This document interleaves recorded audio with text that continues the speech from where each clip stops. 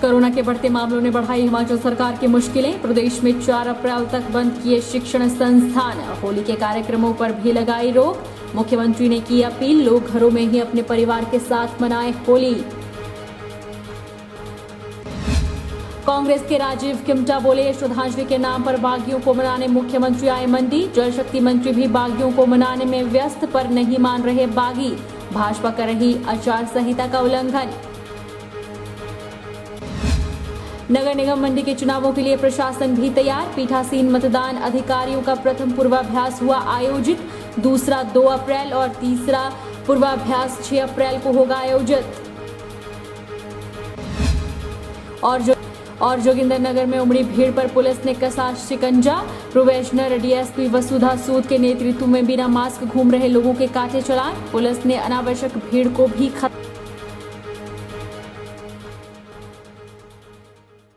नमस्कार, आप देख रहे हैं HP 24x7। मैं हूं जनीशा।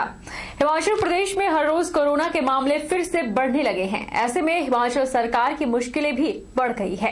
कोरोना के बढ़ते मामलों को देखते हुए सरकार ने हिमाचल प्रदेश में स्कूल, कॉलेज, विश्वविद्यालय, तकनीकी संस्थान 4 अप्रैल तक बंद रखने के निर्देश जारी कर दिए हैं। साथ ही होली पर भी प्रदेश में कोई भी कार्यक्रम नहीं होंगे।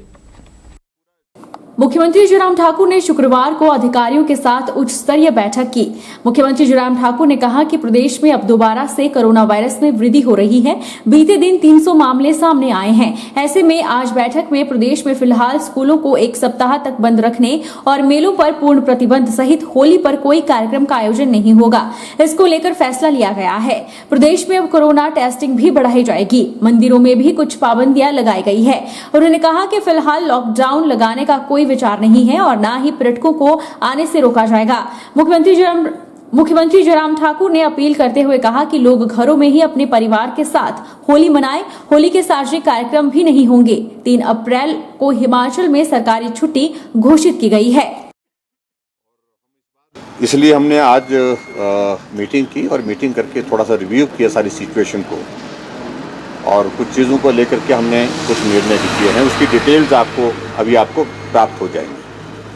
मोटे तौर पर हमने एक तो ये तय किया कि जो मंदिरों में दर्शन का जो श्रद्धालु आता है, दर्शन करने के लिए आते हैं, वो तो श्रद्धालु दर्शन करेंगे, लेकिन वहाँ लंगर का आयोजन, भजन कीर्तन का आयोजन, हवन का आयोजन जिस प्रकार से करते हैं, उस पर हमने कहा कि फिलहाल रुकना चाहिए। दूसरी बात, हमने ये भी निर्णय किया कि जो पब्लिक प्रोग्राम्स हैं हमारे हैं, वो अगर हॉल के अंदर हैं उसमें वही रखा हमने कि 200 मैक्सिमम और 50% ऑफ द टोटल कैपेसिटी, 50% वर्ग टोटल कैपेसिटी का। अगर जहाँ जैसे 400 लोग बैठ सकते हैं वहाँ पर 200 से ऊपर ज़्यादा लोग नहीं बैठे, 50% बैठेंगे।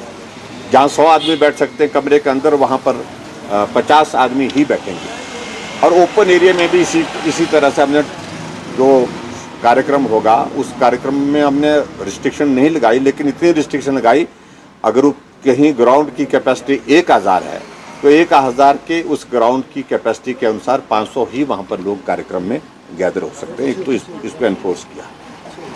इसके अतिरिक्त हमने कॉन्टैक्ट ट्रेसिंग पर थोड़ा ज़्यादा बल देने के लिए कहा है।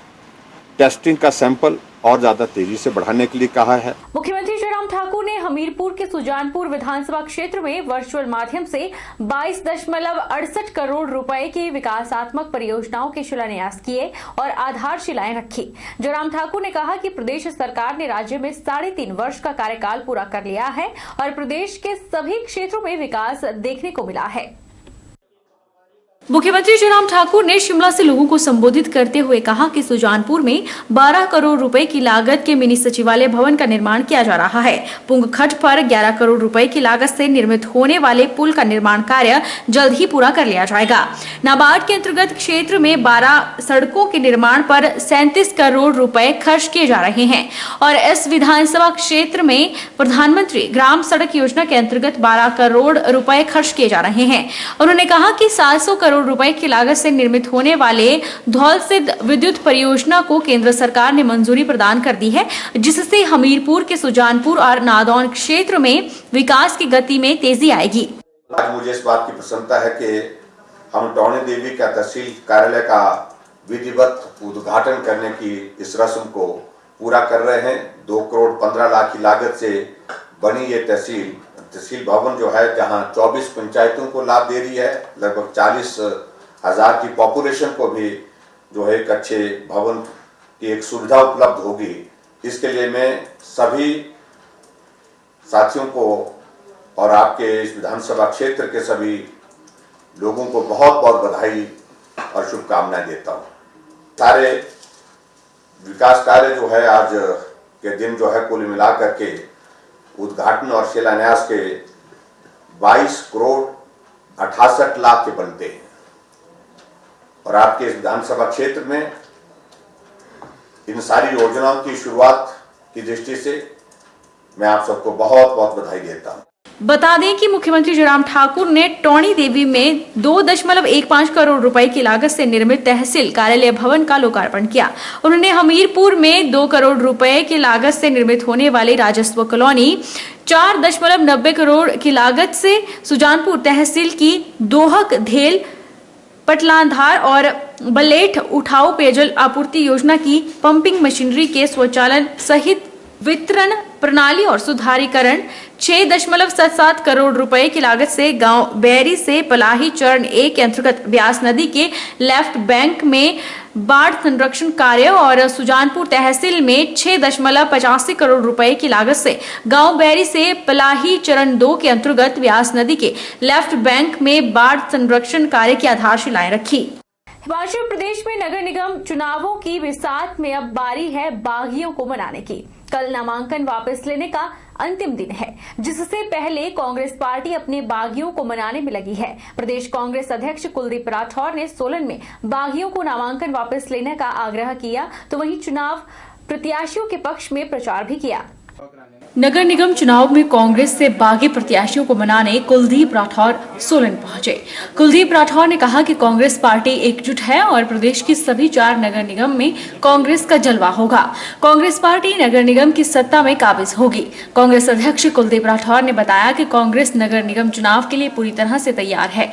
उन्होंने कहा कि कुछ 2 से 3 बागी हैं, उन्हें मना लिया जाएगा। उन्होंने भाजपा के कांग्रेस पर नीति और नियत न होने के आरोप पर कहा कि नीति और नियत भाजपा की ठीक नहीं है। देश की संपत्तियों को भाजपा कौड़ियों के भाव बेच रही है। और चारों नगर निगमों में कांग्रेस पार्टी ने अच्छे उम्मीदवार उतारे और ऐसे उम्मीदवार उतारे हैं जिनकी जीत जो है सुनिश्चित है। अगर 15 में से 2-3 जगह पे है तो कोई बड़ी बात नहीं है, हमारी बात चल रही है। और इतनी बड़ी पार्टी है, निश्चित तौर पे इतनी बड़ी पार्टी में इस तरह की बातें होती हैं, लेकिन मुझे पूरी उम्मीद है कि अभी शांडिल साहब से भी बात हुई, हमारे पास आए थे 2 लोग और हम निश्चित रूप से इनको मनाने में सफल होंगे और एक ही उम्मीदवार कांग्रेस पार्टी का जो है चुनाव में उन वार्डों में रहेगा। मंडी नगर निगम के चुनावों को लेकर राजनीतिक पार्टियां पूरी तरह से सक्रिय हो चुकी हैं, क्योंकि इस बार नगर निगम चुनाव पार्टी सिंबल पर हो रहे हैं और राजनीतिक दलों ने चुनाव में अपनी पूरी ताकत झोंक दी है। पत्रकार वार्ता कर भाजपा कांग्रेस एक दूसरे दल को छोटा बता रही है। मंडी नगर निगम प्रभारी राजीव किमटा का कहना है कि श्रद्धांजलि के नाम पर बागियों को मनाने के लिए मुख्यमंत्री मंडी आए थे। मंडी नगर निगम चुनाव को लेकर राजनीतिक पार्टियां पूरी तरह से सक्रिय हो चुकी है। इस बार नगर निगम चुनाव पार्टी सिंबल पर हो रहे हैं और भाजपा कांग्रेस दोनों पार्टियां सक्रिय हो चुकी है। कांग्रेस के नगर निगम चुनाव के प्रभारी राजीव किमटा ने कहा कि भाजपा की बैठक लगातार जारी है। भाजपा आचार संहिता का उल्लंघन कर रही है। उन्होंने कहा कि क्या आचार संहिता सिर्फ कांग्रेस के लिए है, भाजपा के लिए नहीं। उन्होंने कहा कि मंडी के लोग ग्रामीण इलाके क्या चाहते हैं, इस पर सरकार विजन डॉक्यूमेंट बनाए। राजीव किमटा ने कहा कि मुख्यमंत्री ने श्रद्धांजलि के नाम पर पूरे कार्यकर्ताओं को इकट्ठा किया और बागियों को मनाया गया।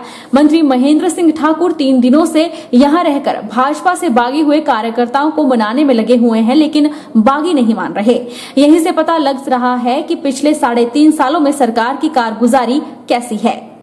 मुख्यमंत्री को खुद 2 दिन मंडी में लगाना पड़ रहा है और श्रद्धांजलि के नाम पर उनको पूरे कार्यकर्ताओं को उन्होंने इकट्ठा किया, सिर्फ एक संदेश देने के लिए और बागियों को मनाने के लिए।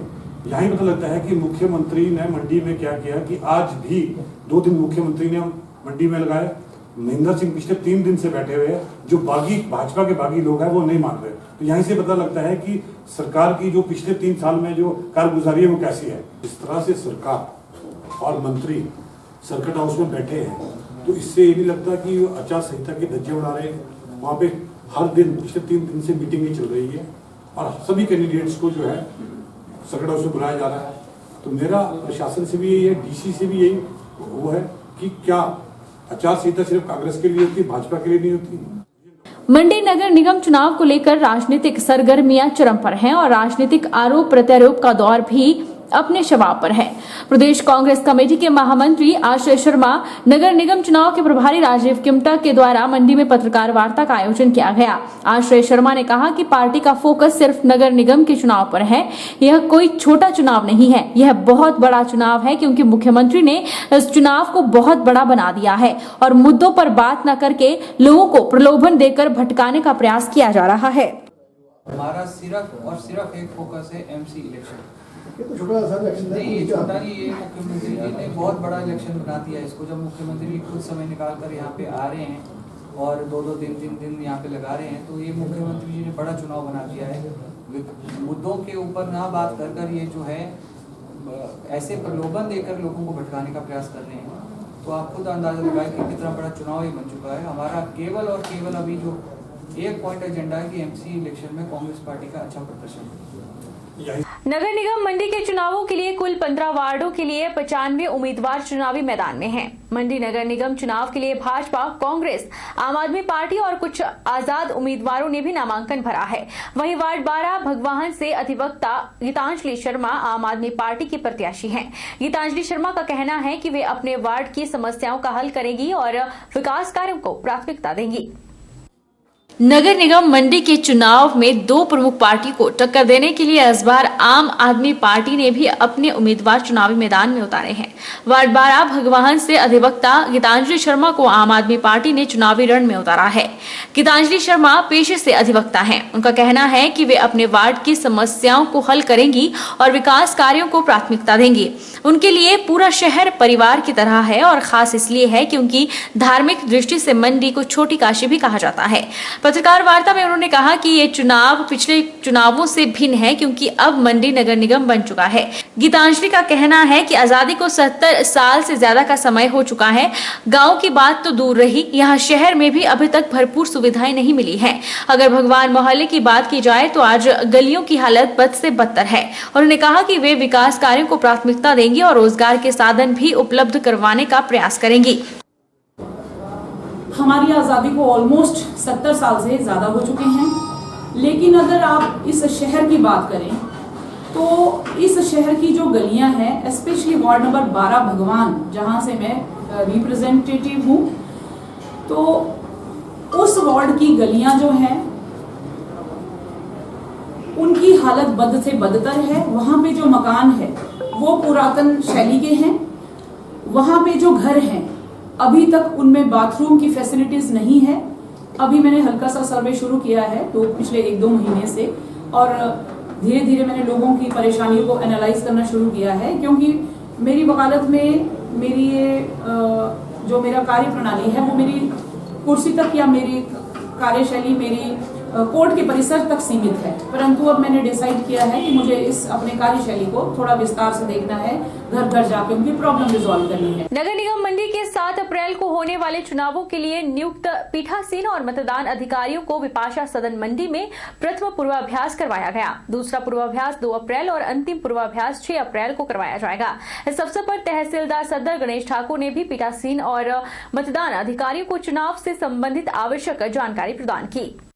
सहायक निर्वाचन अधिकारी एवं एसडीएम मंडी सदर निवेदिता नेगी ने बताया कि नगर निगम मंडी के चुनाव के लिए 38 मतदान केंद्र बनाए गए हैं, जिसके लिए लगभग 300 मतदान कर्मियों को आज पूर्वाभ्यास करवाया गया। उन्होंने बताया कि पीठासीन और मतदान अधिकारियों को ईवीएम और मतदान प्रक्रिया से संबंधित पूरी जानकारी प्रदान की गई ताकि स्वतंत्र और निष्पक्ष रूप से चुनाव को संपन्न करवाया जा सके। उन्होंने बताया कि दूसरा पूर्वाभ्यास 2 अप्रैल और अंतिम पूर्वाभ्यास 6 अप्रैल को करवाया जाएगा। मतदान कर्मियों को ईवीएम और अन्य लेखन सामग्री देकर संबंधित मतदान केंद्रों के लिए भेजा जाएगा। अप्रैल को हमारे म्यूनिसिपल कॉर्पोरेशन मंडी का पोल है, तो उसी के सिलसिले में हमारे 38 पोलिंग स्टेशन है जो नोटिफाई हुए हैं।